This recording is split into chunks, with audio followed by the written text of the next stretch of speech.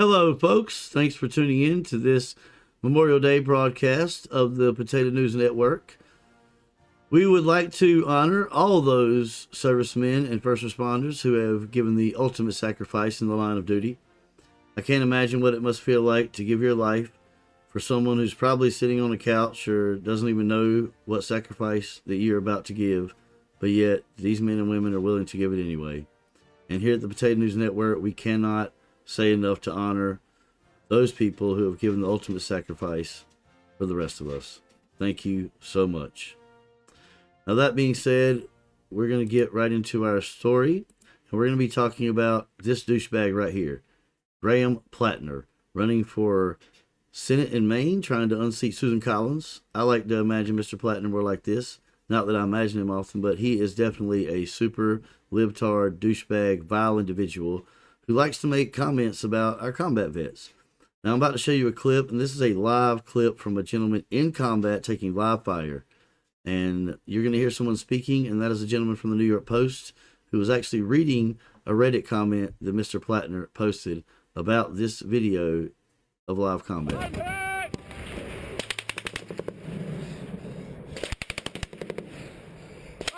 This guy's taking live fire. Gets old. Dumb motherfucker didn't deserve to live.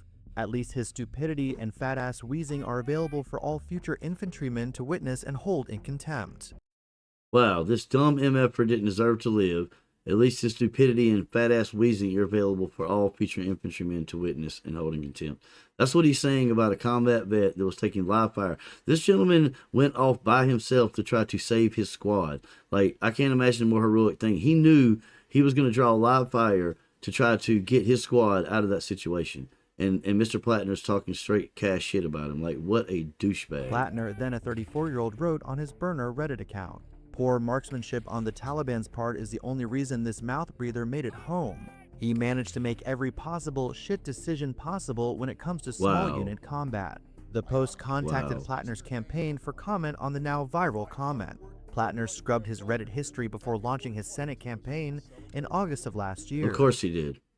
So he scrubbed all that off of Reddit before he started his campaign because he didn't think it would come back to bite his ass. But we need more people knowing about the things this douchebag has done and said. Now let's listen to what the actual vet in that video had to say. He took 4 bullets and won a Purple Heart.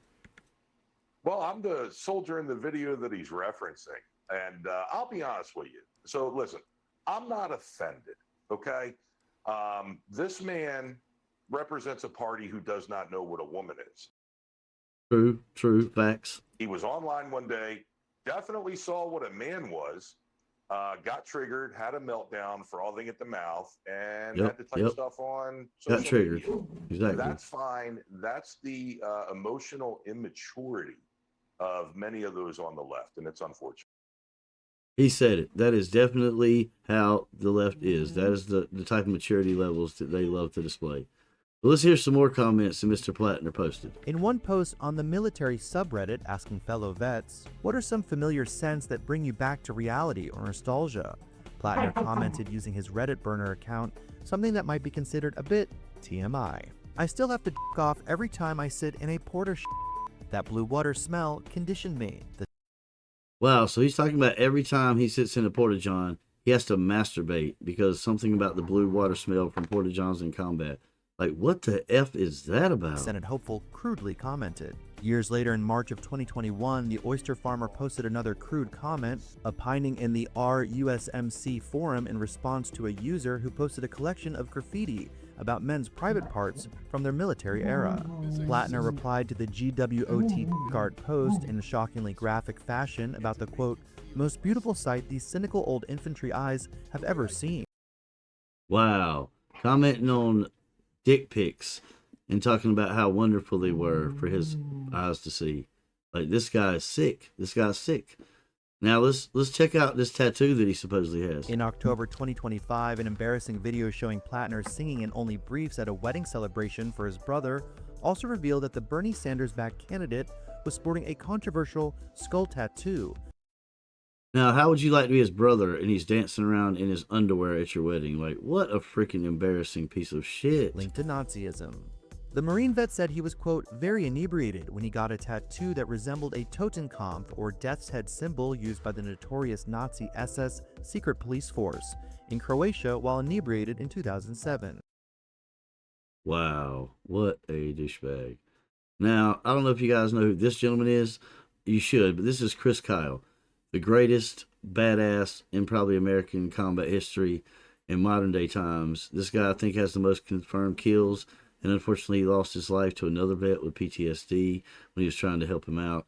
But this guy was the ultimate badass. Think about how many times this gentleman laid down on Overwatch for hours and hours and hours, couldn't move because the lives of his teammates depended on it, and he had to choose his targets and think about people walking by that all looked the same and which ones were enemy combatants and which ones were civilians. And he had to make those decisions on a minute, day-to-day basis.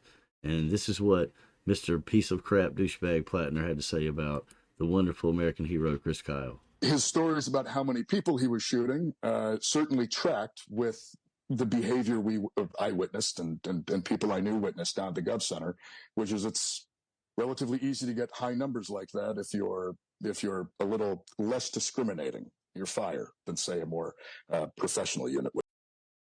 Wow, so he's saying he's actually insulting the dead hero Chris Kyle and inferring that, or implying that perhaps he was not very discriminating in his targets, meaning that he shot civilians to get his high kill count.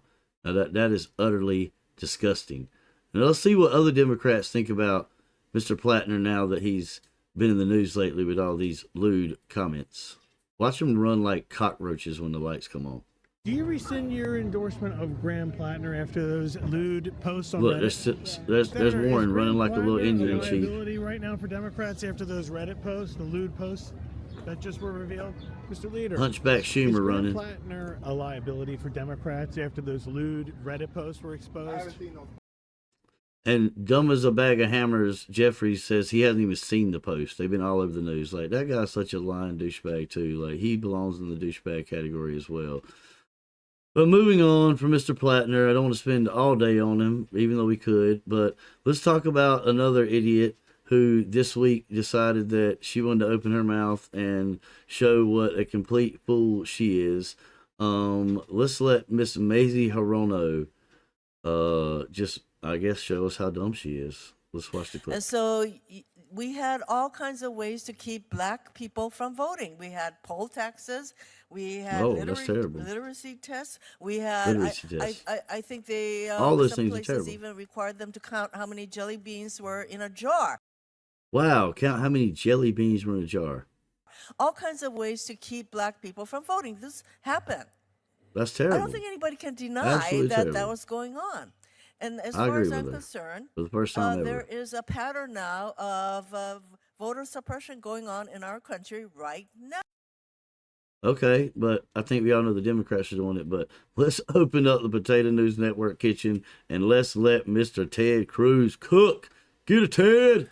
And in fact, I want to go back to her comments. She began by saying we have a long history of racial discrimination in this country. That's undoubtedly correct. We do. And then she said, quote, we had poll taxes, we had literacy tests, we even had tests of how many jelly beans are in a jar. That's exactly what the bird brain said. When Senator Hirono says we had poll taxes, I want to ask you who we is, and in particular, what party was it that implemented poll taxes in the South? And I don't want to necessarily speak in every single case, but I'm pretty confident it was mostly the Democrats. And what party was it that put literacy tests in place in the South? Same answer, mostly the Democrats. And what party was it that had tests like how many jelly beans are in a bottle? The Democrats. Tell me, what party were the founders of the Ku Klux Klan from? I'm pretty sure that was the Democrats. Indeed. In fact, Nathan Bedford Forrest, the founder of the Klan, was a delegate to the 1860 Democrat National Convention. What party wrote the Jim Crow laws in the South? The Democrats. Now, you think bird brain dumbass Hirono would know that her party is the one that instituted all those things before she brought them up. But of course she didn't, because we all know she is a libtard superstar. What a freaking moron this woman is. And once again, don't understand how people like this get elected to Congress. You went full retard, man. Or the Senate. Never go full retard. Wow. Once again, Lincoln Osiris said it because I can't. Thank you so much for tuning into this broadcast. I hope to see you guys on future broadcasts, and we will continue to expose the Democrats for the pieces of shit that they are. This is the Roasted Potato, signing off.